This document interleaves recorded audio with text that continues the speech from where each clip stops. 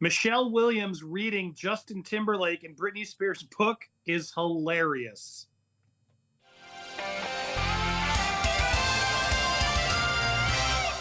Hey up everyone, it's me, Steph, the alternate, your nerdy alternative, joined by Andy Signor this afternoon.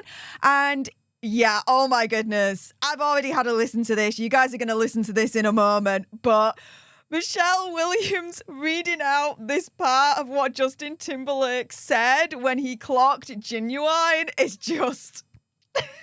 I just didn't even think to play that part, and I'm so glad the internet did, and this has gone viral all over. Michelle Williams is one of the best actresses. Let's call it what it is. She is such a good actress, and she reads this book. From everything I've read, review-wise, does a wonderful job reading the audio of Britney's book.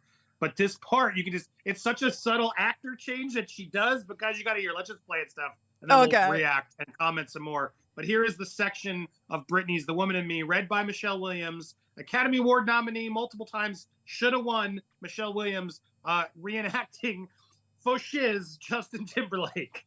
Here we go. His band NSYNC was what people back then called so pimp. They were white boys, but they loved hip-hop. To me, that's what separated them from the Backstreet Boys, who seemed very consciously to position themselves as a white group. NSYNC hung out with black artists. Sometimes I thought they tried too hard to fit in. One day, Jay and I were in New York, going to parts of town I'd never been to before. Walking our way was a guy with a huge, blinged-out medallion. He was flanked by 2 giant security guards. Jay got all excited and said so loud, "Oh yeah, Fo-shiz, Fo-shiz, Genuine, what's up, homie?" After Genuine walked away, Felicia did an impression of Jay. "Oh yeah, Fo-shiz, Fo-shiz, Genuine."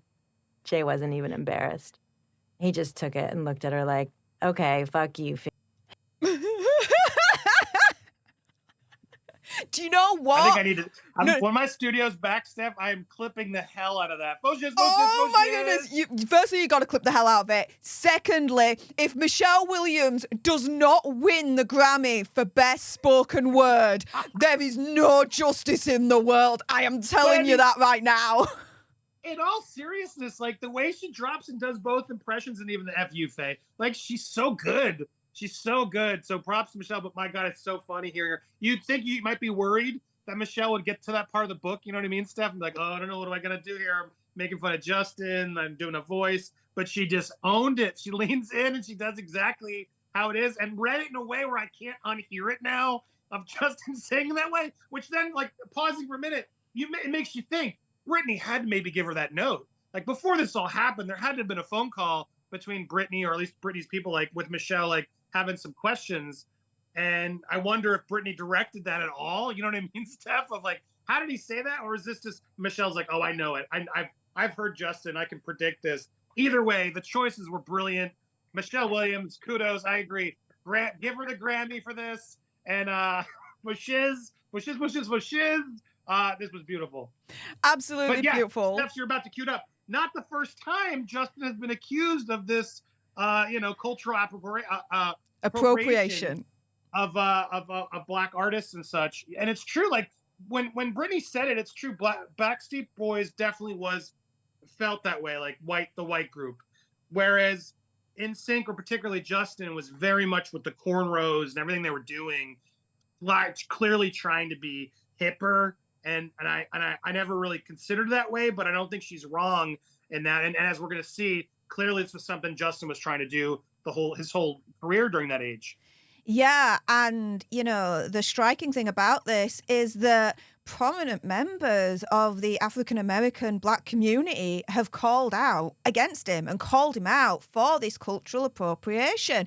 So here are a few examples of that. The first one was Justin Timberlake was at an Ellen show with Zah. And DeGeneres asked Zah, "I just want to ask you, was it hot?" This was in reference to Zah appearing on the cover of Rolling Stone magazine. Thing is, though, before Zah could actually even, answer that, Justin Timberlake completely interjects and interrupts her, saying, "Oh, sis." And as Zah began to speak, Timberlake then continued to interrupt her, saying to Ellen, "What are you doing to them, sis?" Then saying, "Sometimes y'all got to let them know I've been working out." so didn't let Zah get a word in edgeways when the question was directed to her in the first place. And on Twitter, oh my goodness, did he get called out. So one viewer says, why is he talking like that and over her? I don't like that he's saying sis. Others criticised him for using the African-American vernacular and slang. One tweet says, JT's the definition of white people changing their dialect around black people. Call it mental illness, because this is a thing, right? When he was doing all of this, he wasn't just saying it in his normal Justin Timberlake voice. He apparently put on like an accent. Idiot. What an idiot. Another viewer then added, is there any reason he's trying to use AAVE, which is African American Vernacular English, and acting like a fool? Does he know when to stop culturally appropriating, or does it just come to him natural to him now? You then have Swiss Beats coming into this whole Justin Timberlake appropriation situation, saying that he's taken it all from the black culture and has invited him to the Versus stage. So on the stage, he says he, as in Justin Timberlake, has got to admit that he loved the black culture and he got to be on this stage. He even gave Justin a personal invitation saying, you took from the black culture, you give to the black culture. Come to Versus and be a part of the black culture. There, the implication being, as far as I'm concerned, that Swiss Beats is turning around and saying, you've taken so much from the black culture and profited from it heavily. Now you can give back. Come to the Versus stage, give back. The final example that I found, and there's many examples, guys, you can search on Google. There's a lot of examples. Hip-hop star Vic Mensa has also said that Justin Timberlake uses black culture. And so he was speaking out about cultural appropriation on The Nightly Show with Larry Wilmore, and his remarks followed Timberlake's response to a speech delivered by actor Jesse Williams at a BET Awards ceremony, which had a section on cultural appropriation. So Vic Mensa turned around and said, we're not feeling him being down when it's beneficial to him and turning a blind eye when it could be dangerous. This invention called whiteness uses and abuses us, burying black people out of sight and out of mind while extracting our culture, our dollars, our entertainment like oil, stealing them, gentrifying our genius, and then trying us on like costumes before discarding our bodies like rinds of strange fruit. He then turns around and he points out that Justin had done just what Williams had highlighted, saying our problem here is that Justin Timberlake himself, you know, is definitely benefiting from using black culture for his sound, his dance moves, his dancers, and blowing up off of it. But if you roll down to Justin Timberlake's Twitter for the past 2 years, which I just did, you see nothing that supports black people when it's more difficult, when there's a struggle. With everything that's going on and everybody that's been unalived by police on camera in the last couple of years, there's no hashtag Black Lives Matter, there's no praying for Baltimore, there's no praying for Flint, you know, because that's a dangerous subject for him to touch. And we're not feeling him being down when it's beneficial to him and turning a blind eye when it could be dangerous. Now, just as a little bit of a side note here, Mensa later tweeted that he wasn't attacking Timberlake personally, but to me, that is a personal attack, in my opinion, conspiracy theory, whatever, right? I mean, come on, he literally says him by his name. I mean, how much more personal can you get? But yeah, this is the thing, right?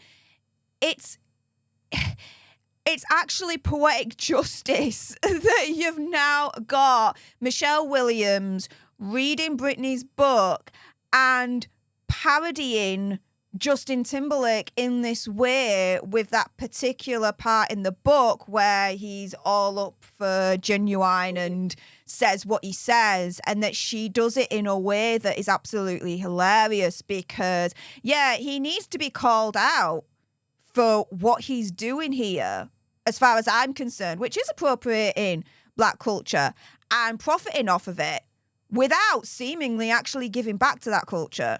You know, he's profiting off of it, but, you know, and then running away and not doing anything back. To give back is to hear Fo-shiz, Fo-shiz by Michelle Williams one more time.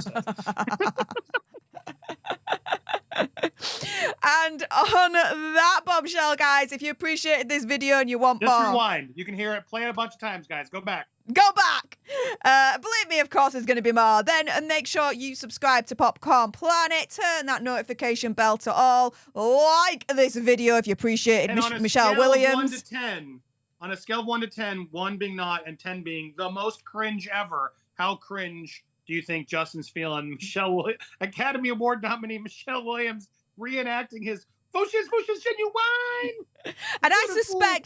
And I suspect soon to be winner of a Grammy, Michelle Williams. Grammy winner, Michelle Williams. I'm going to call it right now.